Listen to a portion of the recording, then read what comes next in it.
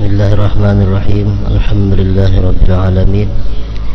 Wassalatu wassalamu ala asyrafil anbiya'i wal mursalin sayyidina maulana Muhammadin wa ala alihi wa sahbihi ajma'in. Qala al-musannif al-imam al-habib Muhammad bin Zain bin Alawi al-Habsyi rahimahullah wa nafa'ana bi ulumih.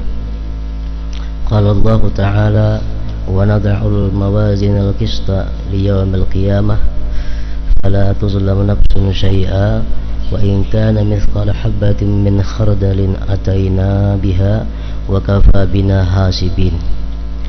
Wa qala jalla wa ala wal waznu yawma izinil haqq faman saqulat mawazinuhu ila qawlihi ta'ala yazlimun.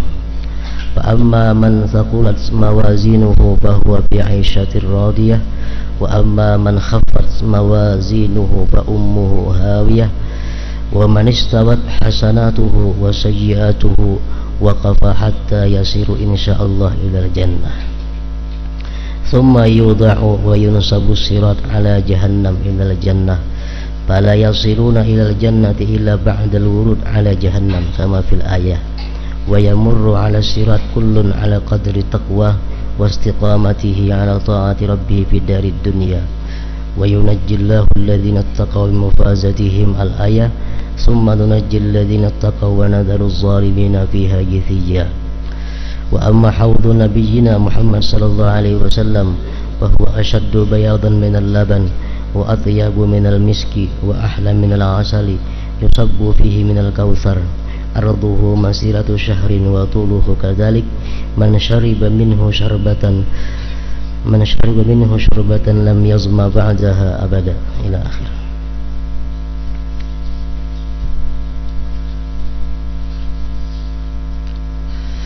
Makna daripada kalam Al-Allamah Al-Habib Ahmad bin Zain bin Alawi Al-Habsyi rahimahullah. Allah Ta'ala mewahyukan wa nad'ul mawazin al-qista li yaumil qiyamah fala tuzlamu nafsun syai'a wa in kana mithqala habatin min khardalin atayna biha wa kafa bina hasibin. Artinya kami akan memasang timbangan yang tepat, yang adil pada hari kiamat.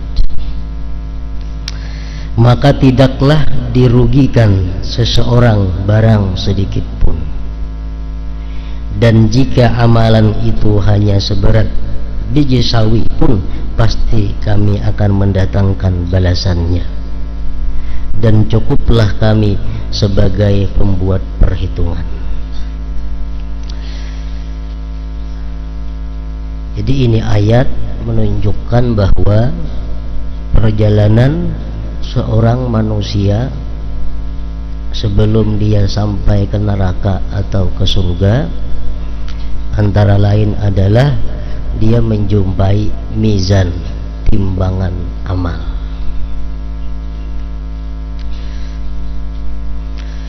Mazhab Ahlus Sunnah wal Jamaah mengatakan bahwa timbangan amal itu nantinya ada mempunyai dua daun timbangan. Satu untuk menimbang amal kebajikan, dan yang kedua sebelahnya menimbang amal kejelikan, amal kejahatan. Dan di tengah-tengah dua daun timbangan itu ada lisan, ada alamat, ada jarum yang menunjukkan berat ke mana timbangan itu. Itu mazhab Ahlus Sunnah demikian. Kemudian kayak apa bentuknya amal yang ditimbang itu? Apakah amal itu nanti dirupakan dengan sesuatu benda kejahatan, misalnya diserupakan dengan sesuatu benda yang hitam, kebaikan diserupakan nanti dengan sesuatu benda yang bercahaya. Nah, itu bermacam-macam pendapat ulama. Namun yang wajib kita mengimani, wajib meyakini bahwa timbangan amal itu nantinya pasti ada pada hari kiamat itu. Ini bertentangan dengan mazhab selain daripada Ahlus Sunnah, antara lain orang mazhab Mu'tazilah, mereka mengatakan bahwa yang dimaksud timbangan amal itu adalah bukan timbangan macam timbangan yang berdaun timbangan itu. Maksud mereka adalah timbangan amal itu hanya merupakan satu simbol daripada keadilan Allah Subhanahu wa taala. Ini mazhab Mu'tazilah. Kenapa mereka berkata demikian? Karena ujarnya amal itu kada ada bendanya, mengapa ditimbang? Mu'tazilah adalah orang-orang yang mengutamakan akal daripada nas Quran atau hadis. Secara akal kan amal ibadah ini kada berbenda, mengapa ditimbang? Jadi ujarnya timbangan-timbangan di hari akhirat itu maksudnya adalah keputusan Allah yang maha adil. Lain hal dengan Ahlus Sunnah wal Jamaah. Jadi amal yang kebaikan itu dirupakan macam benda yang bercahaya. Amal yang buruk diumpamakan dengan sesuatu benda yang hitam, yang gelap. Ada pendapat ulama demikian. Beratnya amal kebaikan satu sama lain kada rata, tergantung nilai ganjaran di sisi Allah Subhanahu wa taala.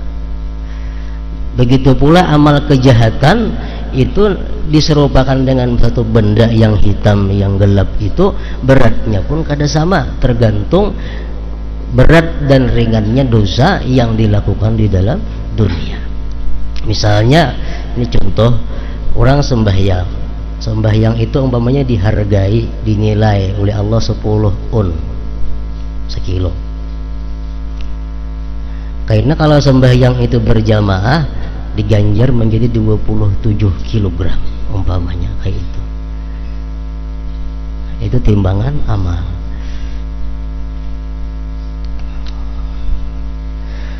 Dan timbangan amal ini dilalui oleh manusia setelah mereka dihisab.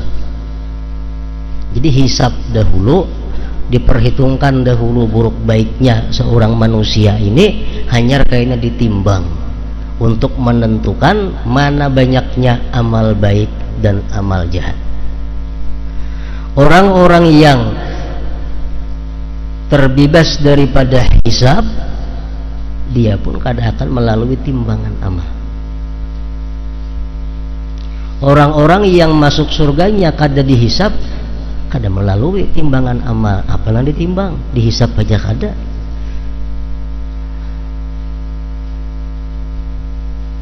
Orang-orang yang beriman, yang berbakti kepada kedua orang tuanya, masuk surga juga iri hisab. Berarti kada menemui hisab, kada menemui timbangan. Perempuan-perempuan yang beriman, yang bakti dan patuh kepada suaminya, masuk surga tanpa hisab. Ini perempuan kada melalui hisab dan timbangan. Orang-orang yang mati dalam keadaan menuntut ilmu agama, matinya masuk surga tanpa hisab, artinya kada melalui timbangan dan hisab. Orang-orang yang tiap malam bangun beribadah kepada Allah, matinya pun tanpa hisab, artinya tanpa melalui timbangan. Orang-orang yang dibunuh dalam perang sabilillah, syahid, itu pun masuk surga tanpa hisab, kada melalui timbangan juga.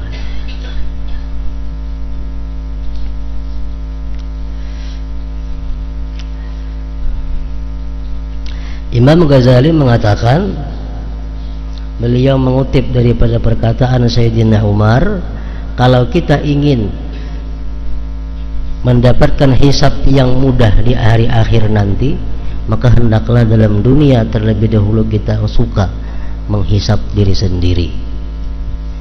Barang siapa yang ingin ditimbangan amal nanti mudah, timbangan kebajikannya lebih berat daripada timbangan keburukannya, maka hendaklah dia di dalam dunia menimbang sendiri amal perbuatannya. Maksudnya menimbang apa? Setiap hendak melakukan sesuatu ditimbang dulu dengan syara, dengan hukum Allah. Bila mana bercucukan dengan hukum Allah, hanya dilakukan perbuatan itu. Nah, orang-orang yang dalam dunia ini sudah berdahulu menimbang amal perbuatannya, nanti di akhirat akan mudah menghadapi timbangan. Ini kalau mereka-mereka yang matinya itu di luar daripada golongan yang masuk surga bighairi hisab tadi. Kalau yang sudah bighairi hisab sudah mendapat keberuntungan luar biasa.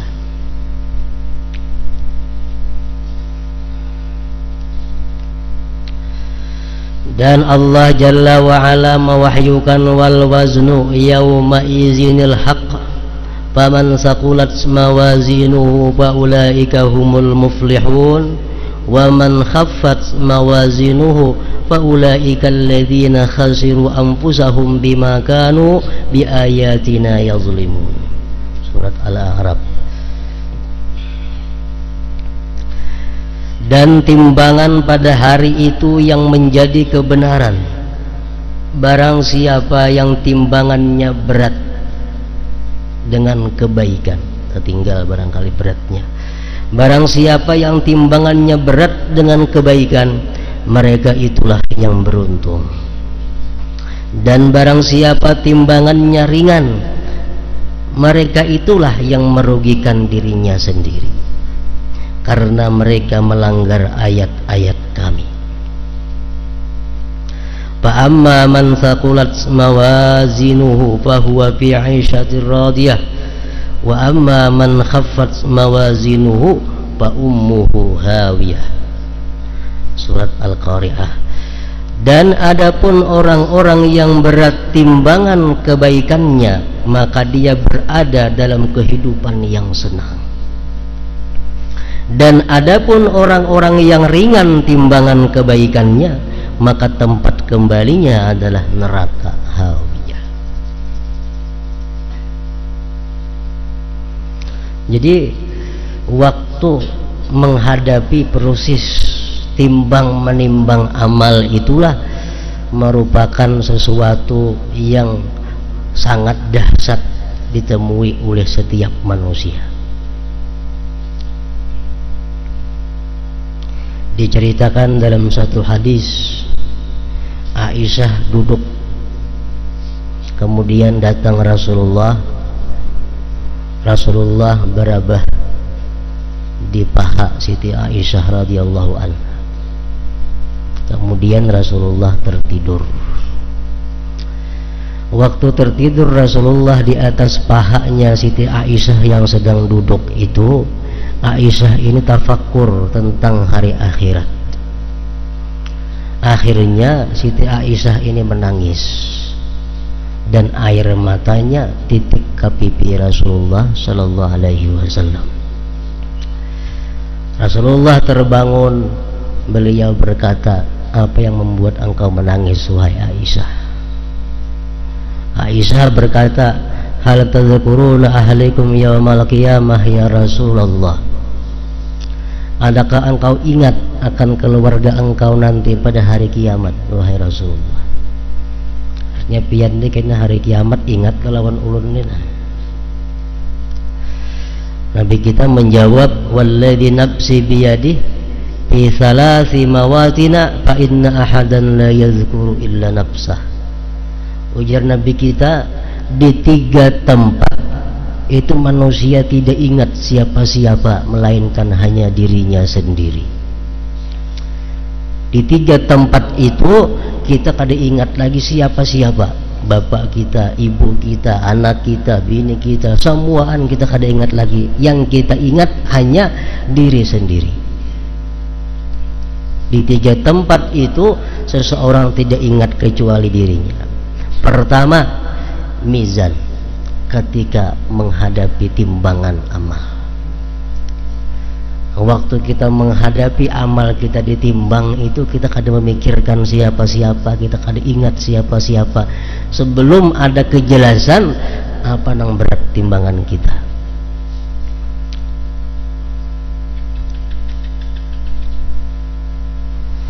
Di waktu timbangan amal itulah kita berkikih mencari untuk memberati timbangan kebaikan itu. Di situ kita mengingat si Ano ada dulu hutang lawan aku kada bayar. Nah, sekarang cari supaya dibayari hutang untuk menambahi timbangan kebajikan itu. Dulu pernah si fulan itu menghina aku, si fulan itu pernah menampar aku, si fulan itu pernah dulu mengambil hartaku, mana orangnya, cari supaya amal timbangan daun sebelah kebaikan ini menjadi berat. Pokoknya kita di situ mengingat semuaan untuk kepentingan kita supaya selamat.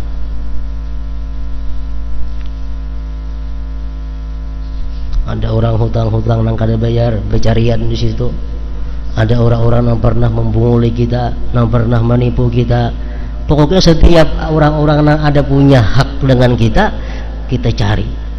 Walaupun itu anak bini kita seorang.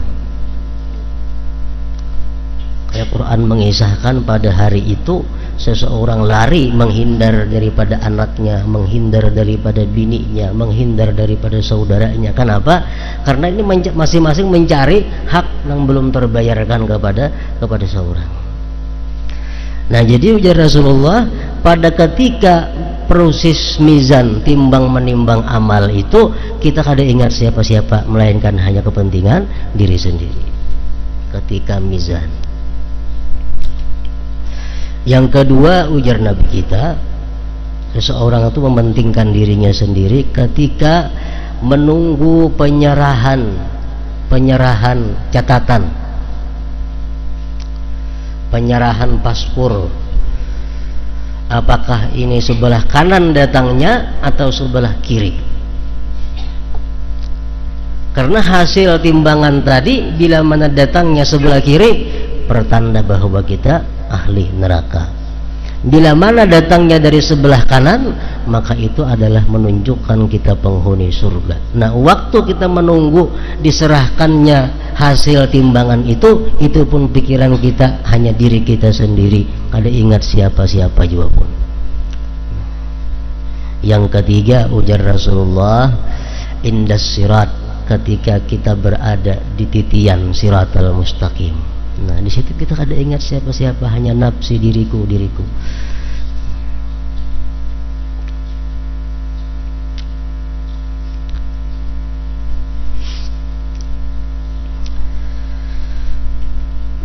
Dalam beberapa hadis Rasulullah Shallallahu Alaihi Wasallam bersabda bahwa yang paling memberatkan timbangan amal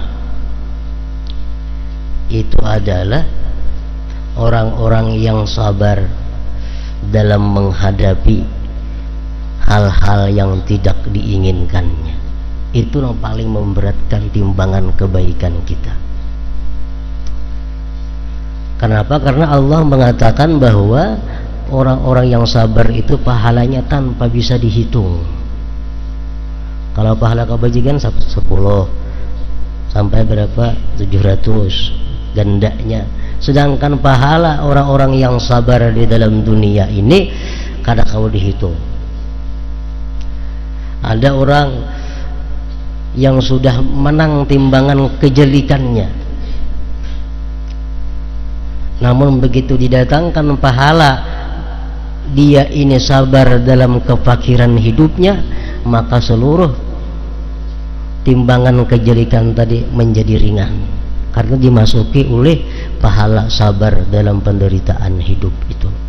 Sehingga ujar Rasulullah, pada ketika itu setiap orang menyesal menjadi orang yang tidak fakir di dalam dunia itu, melihat betapa beratnya balasan pahala sabar dalam fakir miskin dalam dunia ini.